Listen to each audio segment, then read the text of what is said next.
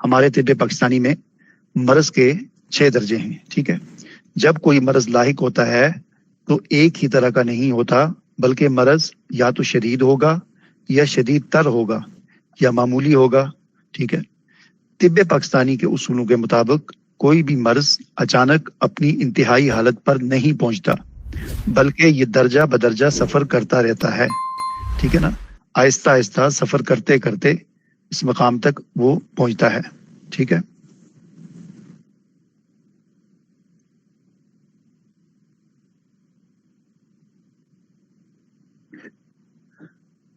ایک معالج کے لیے ان درجات کو سمجھنا تشخیص اور علاج کے حوالے سے انتہائی اہمیت کا حامل ہے۔ درجات مرض مندرجہ ذیل ہیں، ٹھیک ہے؟ اب یہ 6 درجات مرض ہیں، ٹھیک ہے نا؟ ان 6 درجات مرض کو سمجھنا جو ہے بہت ہی ضروری ہے۔ نمبر 1 لذت، نمبر 2 حبس، نمبر 3 قبض، نمبر 4 سوزش، نمبر 5 ورم اور نمبر 6 ضعف۔ تو یہ 6 درجات مرض ہیں۔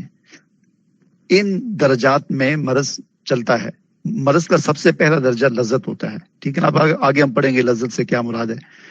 جب اس کا علاج نہیں ہوتا تو مرض اگلے سٹیج میں چلا جاتا ہے جسے حبس کہتے ہیں۔ جب اس کا علاج نہیں ہوتا تو مرض اگلے سٹیج میں چلا جاتا ہے جسے قبض کہتے ہیں۔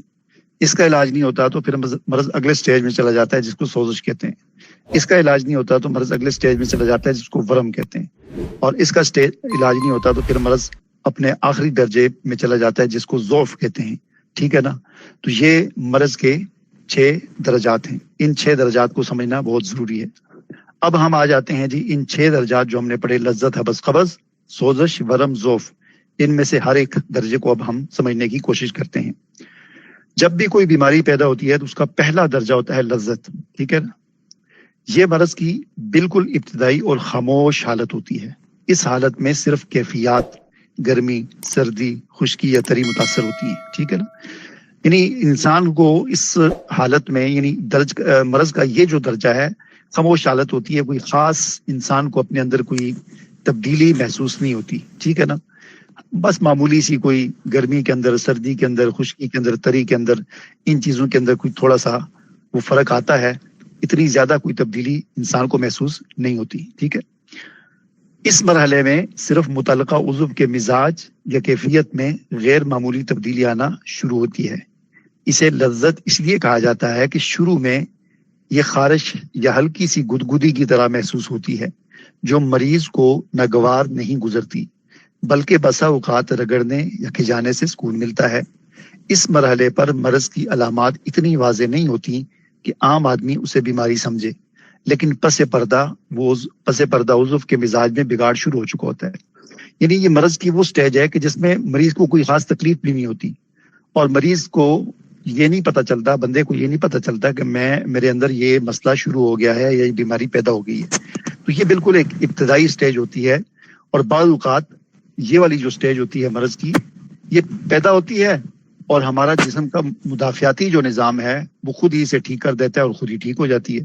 تو یہ لذت کا جو سٹیج ہے مرض کا، جو پہلا سٹیج ہے، تو کئی دفعہ یہ پیدا ہو کر ٹھیک بھی ہو جاتا ہے خود بخود، یعنی ہمیں دوائی لینے کی ضرورت نہیں پڑتی۔ مثال کے طور پر اگر یہ غدی، ویسے مثال دے رہا ہوں کہ غدی تحریک میں لذت کے سٹیج کی بیماری پیدا ہو گئی، ٹھیک ہے نا؟ یعنی معمولی سا کوئی صفرہ جو ہے وہ تھوڑا سا زیادہ ہو گیا، غدی تحریک جو ہے وہ زیادہ ہوگی اپنے اعتدال سے، معمولی سی، اور اس سے ہمیں بھی کچھ نہیں پتا چلا، لیکن ہم گئے ہوئے تھے کسی کے گھر میں دعوت کھانے، وہاں پر انہوں نے جو ہے نا ہمیں تربوز کھلا دیا اور ہم نے خوب دبا کے تربوز کھا لیا، ٹھیک ہے نا؟ اب یہ تربوز نے وہ جو غدی مرض کا پہلا درجہ تھا، چونکہ تربوز اعصابی ہوتا ہے اور بہت زیادہ اعصابی ہوتا ہے، بہت زیادہ اس کے اندر ٹھنڈ ہوتی ہے، پانی ہوتا ہے، تو وہ اس نے اس لذت کے سٹیج کے مرض کو ادھر ہی دبا دیا تربوز نے۔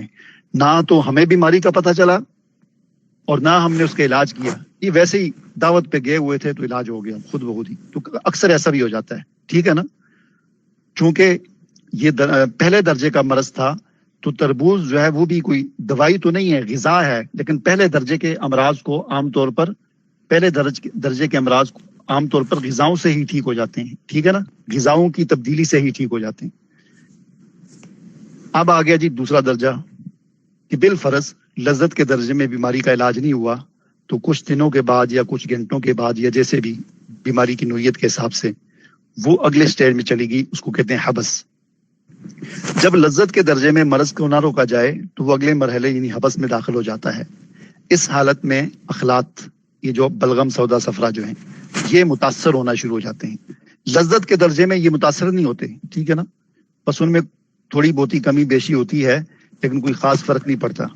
لیکن جب حبس کے درجے میں مرض پہنچ جاتا ہے تو پھر یہ جو اخلاط ہیں بلغم سودا صفرا یہ متاثر ہوتے ہیں، متعلقہ خلط کا اخراج سست ہو جاتا ہے اور وہ عضو کی طرف ضرورت سے زیادہ آنا شروع ہو جاتی ہے، ٹھیک ہے نا، یعنی جس آپ کی عضو میں تحریک ہے، دماغ میں تحریک ہے تو بلغم کے اندر شدت پیدا ہو جائے گی، اعصاب میں عضلات میں تحریک ہے تو سودا کے اندر تیزی آ جائے گی، وہ وہاں پر جمع ہونا شروع ہو جائے گا۔ اور اگر غدی، اچھا یہ مائک بند کر دیں، مائک بہت آ رہی ہے، کس کی آواز آ رہی ہے، ایک منٹ، مائک بند کر دیں، ٹھیک ہے۔ اچھا، اور اسی طرح اگر غدی تحریک کے اندر ہے حبس تو پھر صفرا کے اندر تیزی آنا شروع ہو جائے گی، ٹھیک ہے نا، وہ وہاں پر سٹور ہونا شروع ہو جائے گا۔ تو اس رکاوٹ کی وجہ سے عضو میں بھاری پن محسوس ہونے لگتا ہے، چونکہ خلط اپنی طبی مقدار سے بڑھ کر وہاں جمع یعنی حبس ہو رہی ہوتی ہے، اس لیے طبی نظام میں بوجھ پیدا ہونا شروع ہو جاتا ہے، ٹھیک ہے۔ تو یہ ہو گیا دوسرا سٹیج۔ اس کا بھی علاج نہیں ہوا، توجہ ہی نہیں دی گئی اس طرف یا محسوس ہی نہیں ہوا کچھ بھی، تو اب کیا ہوتا ہے کہ پھر اگلا سٹیج آ جاتا ہے مرض کا تیسرا درجہ، جس کو قبض کہتے ہیں۔ یہ حبس سے اگلے اور قدر تکلیف دہ حالت ہوتی ہے۔ اس میں اچھا قبض سے مراد وہ قبض نہیں ہے جو ہم جس کو کہتے ہیں کہ پیشاب بند ہو گیا، ٹھیک ہے نا، اس کو بھی قبض کہتے ہیں، لیکن یہاں پر قبض سے مراد وہ نہیں ہے کہ مرض کا تیسرا درجہ یہ ہے کہ پیشاب نہیں آنا بند ہو جائے گا، ٹھیک ہے نا، وہ قبض مراد نہیں ہے، ٹھیک ہے نا۔ تو وہ بھی ہے بیچ میں، لیکن مجموعی لحاظ سے جسم کے اندر قبض والی کیفیت پیدا ہو جاتی ہے، ٹھیک ہے نا، عضو کے اندر قبض والی کیفیت پیدا ہو جاتی ہے۔ یہ حبس سے اگلی اور قدر تکلیف دہ حالت ہے۔ اس میں اعضاء، خلیات اور پٹھے متاثر ہوتے ہیں۔ جب عضو میں خلط دیر تک رکی رہے، اس کے دباؤ اور غیر طبی اجتماع کی وجہ سے عضو کی ساخت، پٹھوں اور خلیات میں کھنچاؤ اور سکڑن پیدا ہو جاتی ہے۔ قبض سے مراد کیا ہے؟ کھنچاؤ اور سکڑن، یہاں پر قبض سے یہ مراد ہے، ٹھیک ہے۔ تو وہ پیٹ والی قبض نہیں ہے، پیشاب روکنے والی قبض، یہاں پر جو ہم بات کر رہے ہیں مجموعی لحاظ سے جسم کے اندر جو قابض کیفیت پیدا ہو جاتی ہے، قابض کیفیت، ٹھیک ہے نا، عضو اپنی طبی لچک کھونے لگتا ہے اور اس میں سختی یا جکڑن پیدا ہو جاتی ہے، ٹھیک ہے۔ اس مرحلے پر مریض کو واضح طور پر تناؤ، بے چینی اور ہلکی تکلیف کا احساس ہونے لگتا ہے۔ یعنی پہلے جو 2 درجے تھے ان میں عام طور پر ایسا ہوتا ہے کہ بندے کو محسوس نہیں ہوتا بیماری کا، ٹھیک ہے نا، بس معمولی سا کوئی جس طرح بندہ کہتا ہے آج میری طبیعت بوجھل سی ہے، یہ ہے وہ ہے، ٹھیک ہے نا، لیکن یہاں پر آ کر پھر بندے کو محسوس ہونا شروع ہو جاتا ہے کہ مجھے کوئی مسئلہ ہے، ٹھیک ہے نا، جو بھی بیماری ہو یا جس عضو میں بھی ہو تو بندے کو تھوڑا محسوس ہوتا ہے، تکلیف کا احساس ہوتا ہے، ٹھیک ہے نا۔ تو یہ تیسرے درجے میں جا کر بندے کو احساس ہوتا ہے۔ لیکن بعض اوقات ایسا ہوتا ہے کہ بندہ یہاں پر بھی اتنی توجہ نہیں کرتا، ٹھیک ہے نا، وہ حکیم کے پاس، ڈاکٹر کے پاس، کلینک، دواخانے جانے کی ضرورت محسوس نہیں کرتا، برداشت کر لیتا ہے، ٹھیک ہے نا۔ لیکن یہ جو اگلی سٹیج آ رہی ہے، یہاں پر پھر انسان کو محسوس ہوتا ہے کہ مجھے اب کسی معالج کے پاس جانا چاہیے، اور یہ چوتھی سٹیج ہے جس کو کہا جاتا ہے سوزش۔ یہ قبض کے بعد کا مرحلہ ہے جہاں مرض اپنی شدت دکھانا شروع کرتا ہے۔ اس مرحلے پر ارواح، طبی حرارت اور اعصابی رو یعنی نروس کے جو سگنل ہوتے ہیں اور آکسیجن کی جو ترسیل ہوتی ہے، یہ نظام متاثر ہونا شروع ہو جاتا ہے۔ ارواح کا جو نظام، ارواح سے کیا مراد ہے؟ وہ جو ہم نے پڑھا تھا گیسز، کیونکہ ہم نے ارکان طبیعہ پڑھے تھے نا، تو ارکان طبیعہ میں 5واں، 6واں، 7واں، 5واں روح، ارواح، 6واں قوتیں، اور 7واں افعال، یہ متاثر ہونا شروع ہو جاتے ہیں، ٹھیک ہے نا۔ اور خاص طور پر اعصابی رو، یہ آگے آئے گا، رو، اعصابی رو سے کیا مراد ہے آگے تھوڑا سا ہم یہ پڑھ لیں تو اس سے آگے اس کی مزید وضاحت آئے گی. اس کو آپ یوں سمجھیں کہ نروس سسٹم جو ہمارے اعصابی نظام کا جو سگنل کا جو نظام ہے نا پورے جسم میں, اس کے اندر خلل اندازی آنا شروع ہو جاتی ہے. جیسے ہمارے موبائل کے سگنل ہوتے ہیں تو سگنل کے اندر خلل آئے تو پھر آواز کٹ کٹ کے آتی ہے, ٹھیک ہے نا. سگنل اسٹرانگ ہو تو آواز پوری آتی ہے. تو اس مرحلے پر آ کر پھر وہ ہمارا اعصابی نظام کا جو سگنل کا جو سسٹم ہے وہ ڈسٹرب ہونا شروع ہوتا ہے اور پھر بندے کو تکلیف ہوتی ہے. رکی ہوئی خلط اور پٹھوں کے مسلسل کھچاؤ کی وجہ سے وہاں رگڑ اور حرارت غریبہ پیدا ہوتی ہے. خون اور ارواح کی روانی میں شدید رکاوٹ آتی ہے, جس سے عضو میں جلن, چبھن اور درد یعنی سوزش شروع ہو جاتی ہے. یہ وہ سٹیج ہے جہاں مریض درد سے بے چین ہو کر علاج کی طرف بھاگتا ہے, ٹھیک ہے نا. اچھا, اب یہاں پر بھی علاج نہیں ہوا مرض کا, یا تو مریض گیا ہی نہیں, اور اگر گیا تو اس کو کوئی معالج ایسا ملا کہ اس سے بھی اس کا علاج نہیں ہو سکا, کوئی دوائی تشخیص صحیح نہیں ہو سکی, دوائی نے اثر نہیں کیا, جو بھی ہوا یہاں پر بھی علاج نہیں ہوا اور چند دن اور گزر گئے اور یہ بیماری سوزش کی حالت میں کئی دنوں تک رہی, تو پھر بیماری پھر اگلے سٹیج پہ چڑھ جاتی ہے, اگلی سیڑھی پہ قدم رکھ دیتی ہے اور اس کو کہتے ہیں ورم, ٹھیک ہے نا. اگر سوزش کا پر وقت تدارک نہ کیا جائے تو مرض ورم کی شکل اختیار کر لیتا ہے. اس حالت میں قوتیں متاثر ہونا شروع ہو جاتی ہیں. وہ جو اچھا دیکھیں, ہم نے کیا پڑھا تھا, امور طبیعہ 7 پڑھے تھے. تو سوزش کی حالت میں جب مرض ہوتا ہے تو ان میں سے چھٹا جو امور طبیعہ ارواح متاثر ہونا شروع ہو جاتی ہیں, ٹھیک ہے نا. ارواح متاثر ہونا شروع ہو جاتی ہیں. جب مرض ورم کی جگہ پہ پہنچتا ہے تو پھر قوت جو چھٹا امور طبیعہ ہے 7واں, تو یہ متاثر ہونا قوتیں انسان کی متاثر ہونا شروع ہو جاتی ہیں, ٹھیک ہے نا. قوتیں متاثر ہونا شروع ہو جاتی ہیں اور سوزش کی زیادتی اور خلط کے مزید تعفن یا شدید دباؤ کی وجہ سے جاتا ہے اور اس کی ظاہری ساخت میں بگاڑ آ جاتا ہے. عضو کے اندر موجود خلیات دب جاتے ہیں, جس کی وجہ سے عضو اپنی قوت مدافعت اور کام کرنے کی طبی طاقت کو کھو دیتا ہے, ٹھیک ہے. اچھا جی, یہ فوڈ کیا نام ہے, فوڈ, یہ آپ اپنا مائک بند کر دیں. یہ فوڈ لورز جو بھی ہیں اپنا مائک بند کر دیں, آپ کی جو ہے نا بار بار وہ آواز آ رہی ہے. اچھا,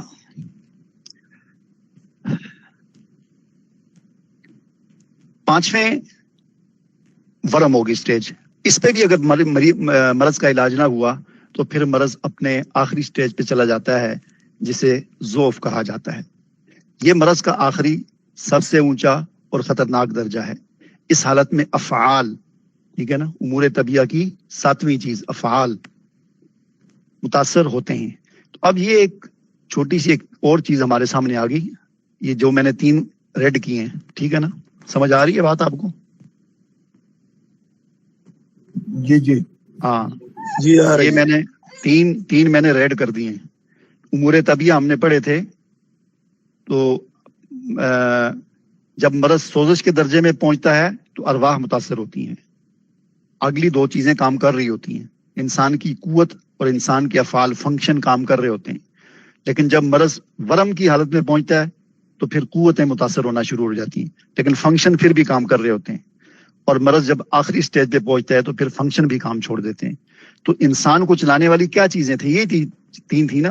امور طبیعہ میں ہم نے پڑھا تھا ارکان, مزاج, اخلاق, اس سے اعضاء بنتے ہیں. اور جب اعضاء بنتے ہیں تو ان اعضاء کو چلانے والی 3 چیزیں ہوتی ہیں, ارواح ہوتی ہیں, قوتیں ہوتی ہیں, افعال ہوتے ہیں. تو مرض جب سوزش کے درجے میں پہنچتا ہے تو ارواح کام کرنا چھوڑ دیتی ہیں یا گڑبڑ شروع ہو جاتی ہے. مرض جب ورم کے درجے کو پہنچتا ہے تو قوتیں بھی کام کرنا چھوڑ دیتی ہیں.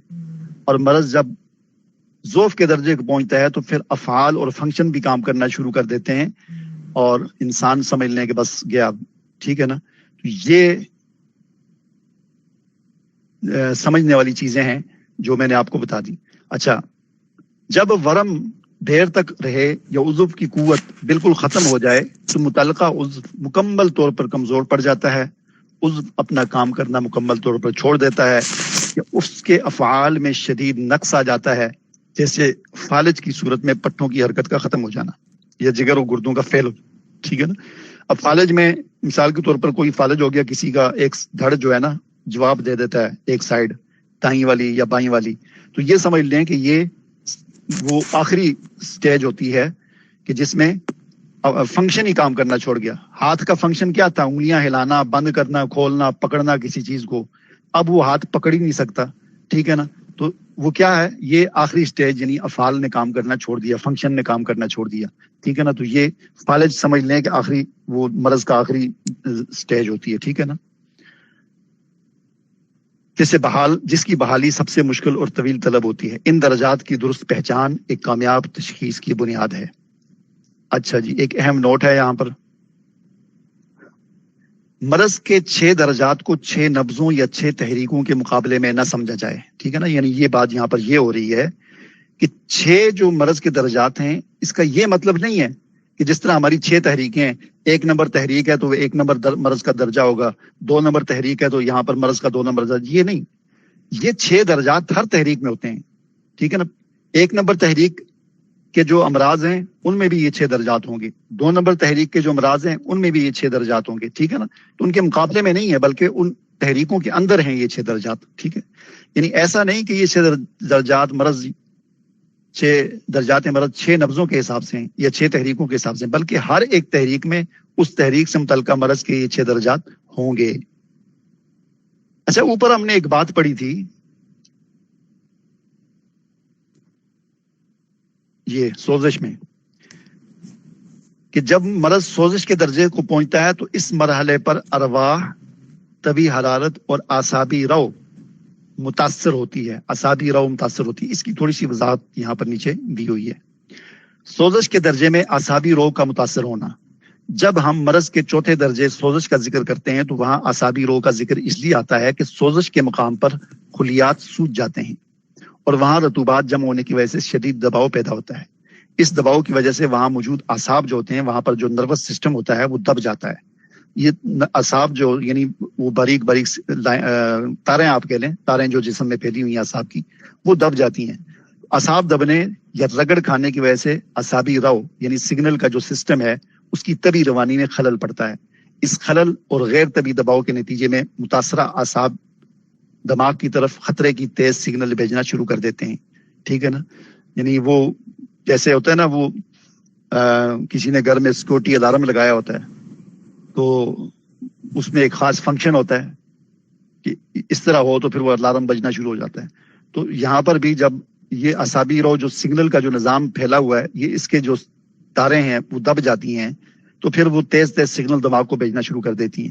تو اسی کو ہم درد کہتے ہیں، جلن کہتے ہیں، چبھن کہتے ہیں. یعنی انسان کو جو درد محسوس ہو رہا ہوتا ہے نا، یا جلن محسوس ہو رہی ہوتی ہے، چبھن محسوس ہو رہی ہوتی ہے، تو وہ یہ چیز ہوتی ہے.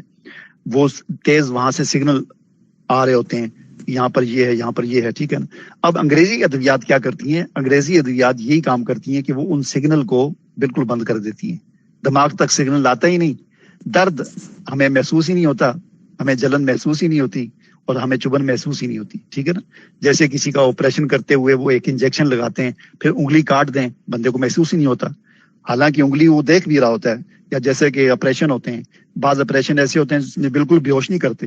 جیسے یہ ڈلیوری کے جو کیسز ہوتے ہیں، پیٹ سے جب بچے کو نکالتے ہیں تو اس میں عورت کو بالکل بیہوش تو نہیں کرتے، عورت کا صرف ایک وہ جگہ جو ہوتی ہے پیٹ، اس کو وہ کرتے ہیں، سن کر دیتے ہیں. اب سن کرنا کیا ہوتا ہے؟ سن کرنا یہی ہوتا ہے کہ اس جگہ پر جو اعصاب آ رہے ہوتے ہیں ان اعصاب کو وہ کر دیتے ہیں انجیکشن لگا کے یا جو بھی طریقہ ہوتا ہے ان کا، اس سے ان کو خاموش کر دیتے ہیں. وہ دماغ کی طرف سگنل ہی نہیں بھیجتے کہ یہاں پر چھریاں چل رہی ہیں، یہاں پر پیٹ کو کاٹ دیا گیا ہے، پیٹ میں سے آنتیں بھی باہر نکال دی گئی ہیں اور بندے کو پتہ ہی نہیں چلتا. تو وہ اصل میں یہ چیز ہوتی ہے. جب تک اعصابی رو اپنی طبی رفتار اور توازن کے ساتھ دوڑتی رہتی ہے، اعضاء کا فعل درست رہتا ہے. اگر کسی وجہ سے اعصابی رو کی رفتار بہت تیز ہو جائے تو متعلقہ عضو میں تحریک پیدا ہو کر اس کا فعل تیز ہو جاتا ہے، اور اگر اعصابی رو کی ترسیل سست پڑ جائے تو متعلقہ کال بند نہیں کیا. چلے ٹھیک ہو گیا. وہ اصل میں بجلی گئی تو بجلی تو شاید جی آپ کی آ گئی آواز آ تھی، رہی ہے؟ بجلی تو آ گئی تھی، لیکن یہ بڑا عجیب مسئلہ ہے کہ جب بجلی ایک دفعہ بند ہوتی ہے، بجلی آ جاتی ہے لیکن نیٹ اس کے پھر 5-7 منٹ کے بعد آتا ہے. صحیح. بجلی میں کافی دیر سے کمپیوٹر آن کر کے بیٹھا ہوا ہوں، نیٹ ہی نہیں آ رہا تھا. نیٹ پھر کوئی بجلی کے آن ہونے کے 5-6-7 منٹ کے بعد آتا ہے. پتہ نہیں یہ ان کا کیا مسئلہ ہوتا ہے. اچھا چلے، بہرحال چلتا رہے گا. یہ چیزیں تو پاکستان میں تو آپ کو پتہ ہے لگی رہتی ہیں یہ چیزیں. اچھا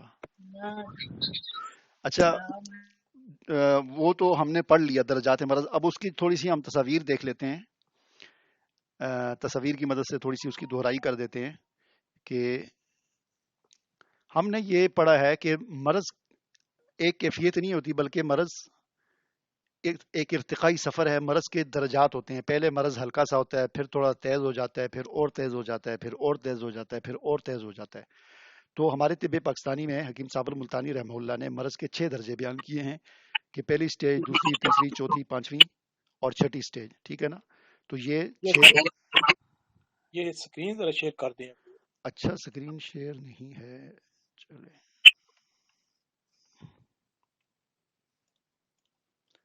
سکرین تو شیئر کی ہوئی ہے میں سٹاپ کر کے دوبارہ کرتا ہوں.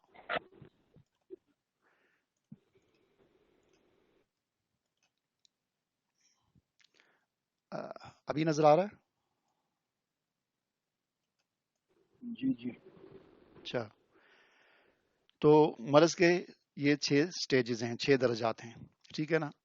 پہلا درجہ، پہلی سیڑھی مرض کی یہ ہے کہ لذت، دوسری حبس، تیسری قبض، چوتھی سوزش، پانچویں ورم، چھٹی ذوف. اور اس کی تفصیلات ہم نے ابھی پڑھ لی. ٹھیک ہے نا؟ کہ لذت کے درجے میں مرض ہلکا سا ہوتا ہے، انسان کو محسوس ہی نہیں ہوتا. زیادہ سے زیادہ اتنا ہوتا ہے کہ کہیں گدگدی ہو گئی، کوئی خارش ہلکی سی آ گئی. ٹھیک ہے نا؟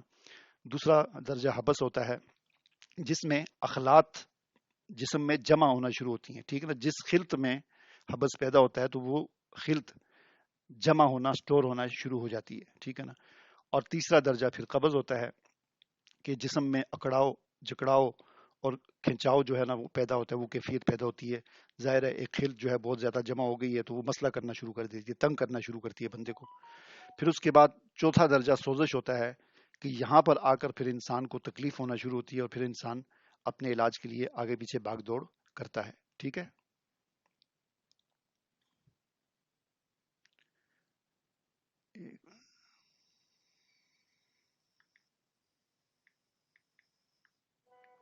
یہ ساتھی تو گروپ میں پوچھ رہے ہیں کہ کلاس شروع ہوگی. کلاس تو چل رہی ہے. اچھا، پانچواں درجہ ورم ہے اور چھٹا درجہ ذوف ہے. ٹھیک ہے نا؟ تو سوزش میں ارواح متاثر ہونا شروع ہوتی ہیں، ورم میں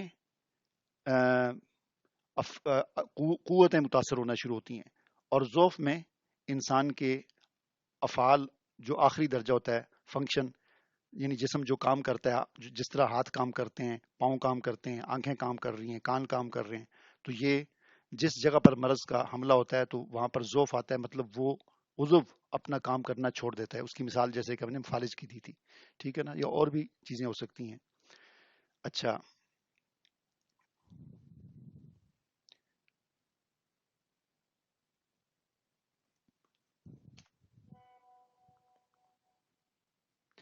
اچھا ابتدائی درجات اور ان کے اثرات.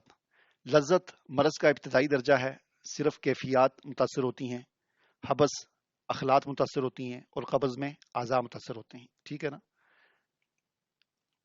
آگے سوزش آ جاتی ہے، اس میں ارواح متاثر ہوتی ہیں. ورم آ جاتا ہے، اس میں قوتیں متاثر ہوتی ہیں. اور ذوف آتا ہے تو اس میں افعال اور فنکشن متاثر ہوتے ہیں. تو جیسا کہ میں نے آپ کو شروع میں بتایا تھا نا کہ امور طبیعہ آپ نے یاد کرنے ہیں. اب اگر کسی کو آج جن جن ساتھیوں کو امور طبیعہ وہ ساتھ یاد ہیں تو ان کو یہ آج کا سبق بہت اچھی طرح سمجھ آ رہا ہوگا. جن کو نہیں یاد ہوں گے تو ان کو سمجھ نہیں آ رہا ہوگا، ان کو پتہ ہی نہیں چل رہا ہوگا یہ ارواح کیا چیز ہوتی ہے، قوتیں کیا ہوتا ہے، افعال کیا ہوتا ہے. ٹھیک ہے نا؟ یا اخلاط کیا ہوتی ہیں، اعضاء کیا ہوتے ہیں. تو یہ ہم نے امور طبیعہ جو پڑھے تھے اس کے اندر اس وقت میں نے آپ کو بتایا تھا کہ پوری طب کی بنیاد جو ہے یہ امور طبیعہ ہیں. ٹھیک ہے نا؟ امور طبیعہ ہیں، ان کو آپ نے یاد کرنا ہے. تو امور طبیعہ جس نے یاد کیے ہوئے تھے تو اس کو آج بہت اچھی طرح یہ سبق آج کا سمجھ آ رہا ہوگا، ٹھیک ہے نا. تو یہ ہمارا آج کا جو ہے وہ سبق تھا. اس میں اچھا ایک اور بات یہ لکھی ہوئی ہے کہ مرض کے تعین میں وقت کا کردار. تحریک چند منٹ سے چند دن تک دوران خون مختصر وقت کے لیے قائم رہے، یہ بیماری نہیں ہے. یعنی جو تحریک ہوتی ہے جسم کے اندر، ظاہر ہے ہر یہ تحریکیں بدلتی رہتی ہیں، تو یہ اعتدال کے ساتھ بدلتی رہیں تو اس سے کوئی مسئلہ نہیں ہے، ٹھیک ہے نا. لیکن جب ایک تحریک رک جاتی ہے اور 2-4 دن تک یا چند دنوں تک وہ تحریک رکی رہے پھر بھی کوئی مسئلہ نہیں ہوتا.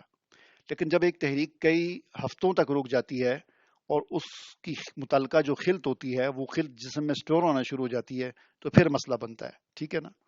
تو ہلکی بھلکا یہ تبدیلی تحریک کی، کبھی تحریک ہے تب کبھی تحلیل ہے کبھی تسکین ہے کسی عضو میں، تو یہ چلتا رہتا ہے، اس سے کوئی فرق نہیں پڑتا، ٹھیک ہے نا. جب تحریک جب تک سوزش نہ بنے بیماری نہیں بنتی، ٹھیک ہے نا. جو ہم نے پڑھ لیا 6 درجے پڑھ لیے، تو پہلے جو 3 درجے ہیں ان کو آپ یوں سمجھ لیں کہ یہ بیماری نہیں ہے. لذت بیماری نہیں ہے، حبس بیماری نہیں ہے، بیماری قبض سے آگے شروع ہوتی ہے، ٹھیک ہے نا. اور سوزش جب بن جائے تو پھر وہ زیادہ سیریز بیماری بن جاتی ہے، اور اس سے آگے تو پھر ظاہر ہے وہ تو خطرناک کام شروع ہو جاتا ہے، ٹھیک ہے.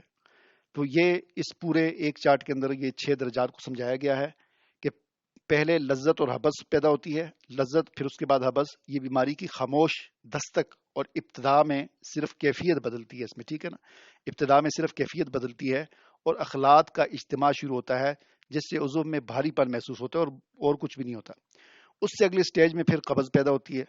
قبض میں خلیات اور پٹھوں کا کھچاؤ مادے کے دباؤ سے عضو اپنی لچک کھو دیتا ہے اور مریض واضح طور پر بے چینی محسوس کرتا ہے.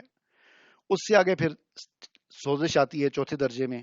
اس میں درد ہوتا ہے، اعصابی رو متاثر ہوتی ہے، یعنی سگنل کا جو نظام ہے وہ متاثر ہوتا ہے، اس میں تیزی آ جاتی ہے. یہ وہ مرحلہ ہے جہاں شدید درد جلن کی وجہ سے مریض علاج کی طرف رجوع کرتا ہے. اس کے بعد پھر ورم ہے اور پھر ضعف ہے.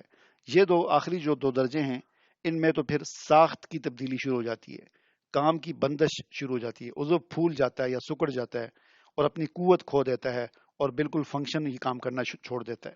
تو یہ 6 درجے ہیں مرض کے جو آج ہم نے پڑھے ہیں. تو ان کے حوالے سے اگر کسی کا کوئی سوال ہو تو آپ پوچھ سکتے ہیں. آگے درجات ادویات جو ہیں وہ انشاءاللہ ہم کل پڑھ لیں گے، ٹھیک ہے نا. ادویات کے جو درجے ہیں، کسی کا کوئی سوال ہو تو پوچھ سکتے ہیں ان چیزوں سے متعلق.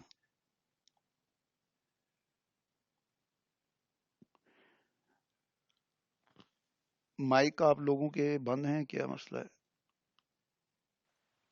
جی آ گئی. اچھا ہاں، آواز آ رہی ہے میری نا؟ جی آ رہی ہے. ہاں جی آ رہی ہے. تو یہ جو ہم نے مرض کے 6 درجات پڑھے، اس میں سے کوئی بات کسی نے پوچھنی ہے؟ کوئی سمجھ آ گئے سب کو؟ ضعف ہوتا ہے اس کے اندر جو عضو ہوتا ہے اس کا جو فنکشن ہے وہ ختم ہو جاتا ہے یا وہ بالکل ناکارہ ہو جاتا ہے؟ فنکشن ختم ہو جاتا ہے اس کا، ٹھیک ہے نا. فنکشن ختم ہو جاتا ہے. فنکشن ختم ہونے اور ناکارہ ہونے میں یہ فرق ہے کہ ناکارہ ہونے کا مطلب یہ ہے کہ وہ قابل علاج نہیں ہے، ٹھیک ہے نا. تو عام طور پر اب اس کی بیماری کی نوعیت کے حساب سے ہی ہو سکتا ہے، لیکن کیونکہ ریکوری ہو بھی جاتی ہے، ٹھیک ہے نا. کل جب ہم وہ درجات ادویات پڑھیں گے نا، اس میں جو ضعف کے لیے جو درجہ ہے نا ادویات کا، تو ان سے ریکوری ہو بھی جاتی ہے، ٹھیک ہے نا. صحیح. اور ورم جو ہے یہ بھی یہ کس حد تک یہ ڈینجرس ہوتا ہے؟ ظاہر ہے یہ تو ضعف سے ذرا کم درجے کا ہے نا، ضعف اس سے بھی زیادہ ہے. ورم 5ویں درجے کا ہے، ضعف تو 6 درجے کا ہے. صحیح. مطلب کہ اس میں یہ ضعف زیادہ خطرناک ہے، یہ ذرا اس میں آسانی ہو جاتی ہے واپس کرنے میں بیماری کو. یہ جو ہم نے ترتیب پڑھی ہے نا، یہی ترتیب ہے بیماری کی. ورم 5ویں نمبر پر ہے، ضعف 6 نمبر پر ہے. ضعف جو ہے زیادہ خطرناک ہے ورم سے، ٹھیک ہے نا. تو اب ضعف کی حالت میں ریکوری یعنی کہ مشکل ہوتی ہے، ہو بھی جاتی ہے نہیں بھی ہوتی، ٹھیک ہے نا. یعنی وہ بیماری کا آخری سٹیج ہے. آخری سٹیج ہے. تو کل جب ہم ادویات کے بھی 6 درجے ہیں وہ پڑھیں گے ہم نا، اس میں بھی ایک چھٹے درجے کی ایک دوائی ہے، وہ دوائی ذوف کے لیے ہوتی ہے. یعنی جس بندے کو ذوف کے سٹیج پہ پہنچ جائے تو اس کے لیے پھر وہ دوائی بھی چھٹے درجے کی ہے، تو اس دوائی سے اس کا علاج کیا جاتا ہے. وہ پھر آگے کبھی ریکوری ہو جاتی ہے، کبھی نہیں بھی ہوتی.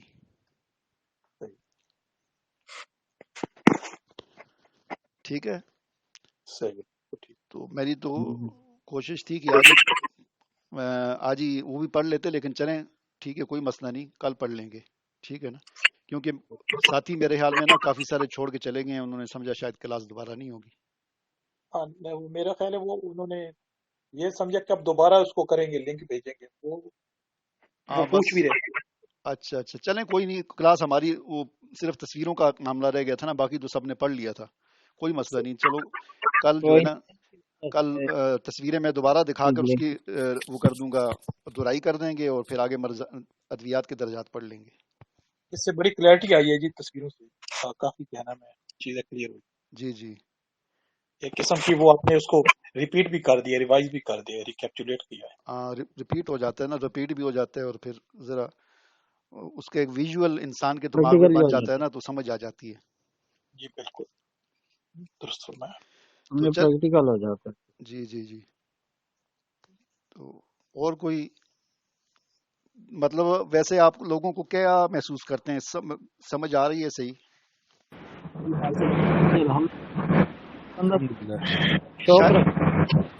شاہد صاحب آپ جو ہے نا پہلی دفعہ پڑھ رہے ہیں؟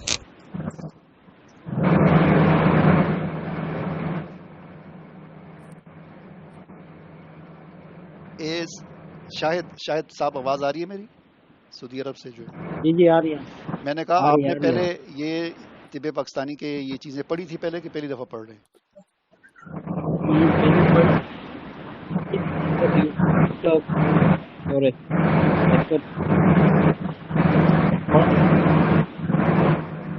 یہ ایک منٹ مجھے آپ کی آواز نہیں آئی. یہ فضل الرحمان صاحب اپنا مائک بند کریں آپ ذرا. ہاں اب بولیں شاہد صاحب. میں کہہ رہا تھا کہ میں نے پڑھا تو پہلے نہیں ہے، لیکن مختلف ویڈیو یوٹیوب پر حکیموں کی، ڈاکٹر کی، آپ کی بھی انٹرویو مختلف دیکھتے رہتا ہوں شوق سے، تو اس کی وجہ سے تھوڑی بہت معلومات تو ہے، لیکن اسے پڑھا نہیں تھا باقاعدہ. تو ابھی انشاءاللہ بہت فائدہ ہو رہا ہے. جو تھوڑی بہت معلومات پہلے تھی نا اس میں مجھے. اچھا، اور کوئی ایسا ساتھی جو مطلب پہلی دفعہ پڑھ رہا ہے؟ ایک تو عمر فاروق صاحب ہیں، حکیم نہیں ہے، اور کوئی ایسا ساتھی جو حکیم نہ ہو تو پہلی دفعہ پڑھ رہا ہو؟ جی السلام علیکم سر، میں حکیم نہیں ہوں. اچھا. لیکن میں آپ کا چینل تقریباً 2 سال سے دیکھ رہا ہوں، آپ کی تقریباً میں نے ساری ویڈیو دیکھی ہیں. اچھا. تو بڑا میں نے بہت کچھ سیکھا آپ سے نا، اور بھی میں نے اور بھی ویڈیو دیکھی ہیں یوٹیوب میں، کافی دیکھی ہے، آپ کی بھی بہت زیادہ دیکھی ہے. تو اب تو میں مطلب نبض وغیرہ بھی دیکھ لیتا ہوں. اچھا تو ماشاءاللہ. میں اسی طرح عمر میری 67 ہے نا، 67 میں عمر ہے، تو وہ مطلب بہت سیکھنے کو بہت کچھ ملتا ہے. اچھا چلیں جی، اچھی بات ہے. اور کچھ نہ ہونا. اب میں اپنی بات بتاؤں نا، مطلب جب سے میں اس فیلڈ میں آیا ہوں نا، تو 10-12 سال سے مطلب ہسپتالوں سے ہماری جان چھٹی ہوئی ہے کم از کم. چلے کسی اور کو فائدہ ہو نہ ہو، یا کسی کو فائدہ دیں نہ دیں، اپنے طور پر ہسپتالوں سے جان چھٹی ہوئی ہے. ٹھیک ہے نا، مطلب اپنے گھر میں کوئی مسئلہ ہو جاتا ہے، بچوں کو کوئی مسئلہ ہو جاتا ہے چھوٹا موٹا، یا کوئی بڑا کوئی حادثہ ہو جائے تو وہ تو ایک الگ چیز ہے نا. لیکن چھوٹے موٹے نزلہ، زکام، معدہ خراب، پیٹ خراب، قبض ہو گئی، یہ ہو گیا، بخار چڑھ گیا، کھانسی لگ گئی، یہ چھوٹے موٹے جتنے مسائل جن کے لیے آپ ان سے جان ہماری چھوٹی ہوئی ہے. ورنہ اتنی چھوٹی چھوٹی چیزوں کے لیے بھی آپ کو پتہ ہے، کلینک جائیں، ڈاکٹر کے پاس جائیں، پہلے تو وہ 500 روپیہ فیس باہر ہی لے لیں گے نا آپ سے. ٹھیک ہے نا، وہ جو پرچی بنا کے دے گا تو وہی 500 روپیہ، 1000 روپیہ مختلف ڈاکٹروں کی جو حساب ہوتا ہے فیس لے لیں گے. پھر اندر جائیں گے ڈاکٹر صاحب کے پاس، ڈاکٹر صاحب ہاں جی کیا مسئلہ ہے؟ یہ مسئلہ ہے. تو ان کے پاس جو ہے نا بس وہ کمپنیوں کے میڈیکل ریپوں نے اپنی اپنی کمپنیوں کا بتایا ہوتا ہے، تو وہ بس دوائی لکھ کے دے دیں گے، جا کے ادھر سے لے لو. یا کوئی ٹیسٹ لکھ کے دے دیں گے، یہ ٹیسٹ کرا لو، ٹیسٹ کراؤ جی 3000 کا 2000 کا فضول میں ہی. ٹھیک ہے نا. تو اس کے چلیں، اگر آپ دواخانہ نہ بھی بنائیں نا، تو اس کو سیکھنے سے، پڑھنے سے اتنا فائدہ ہوگا کہ خود. دوسری بات یہ ہے کہ کوئی بھی چیز ہوتی ہے اس کا جب علم اور نالج حاصل کیا جاتا ہے، بیماری نفسیاتی ہوتی ہے، ٹھیک ہے نا، ہمارے 90% مسائل نفسیاتی ہوتے ہیں. جب آپ کو ان چیزوں کا نالج آ جائے گا، علم آ جائے گا، تو آپ کے نفسیات پر کبھی کوئی چیز حملہ نہیں کرے گی، ٹھیک ہے نا. جو آدمی جاہل ہوتا ہے، جس کو کسی بھی چیز میں جاہل ہو، چاہے وہ طب میں جاہل ہو، مطلب اس کو جاہل سے مراد یہ ہے کہ اس کو اس کا علم نہ ہو، تو کوئی بھی چیز ہو تو اس پر نفسیاتی طور پر حملے بہت زیادہ ہوتے ہیں. تو جب آپ یہ علم حاصل کر لیں گے، یہ چیزیں سمجھ لیں گے، تو کم از کم سب سے بڑا فائدہ یہ ہوگا کہ آپ کسی بیماری سے ڈریں گے نہیں، ٹھیک ہے نا. جب آپ ڈریں گے نہیں تو آپ کمزور نہیں ہوں گے، جب آپ کمزور نہیں ہوں گے تو آپ پہ بیماری حملہ نہیں کر سکے گی. تو انسان جب کمزور ہوتا ہے، ڈرتا ہے نا، تو کمزوری آ جاتی ہے انسان میں، اور کمزوری کی وجہ سے پھر اس کا مدافعاتی سسٹم جو ہے نا وہ جواب دے دیتا ہے، ٹھیک ہے نا.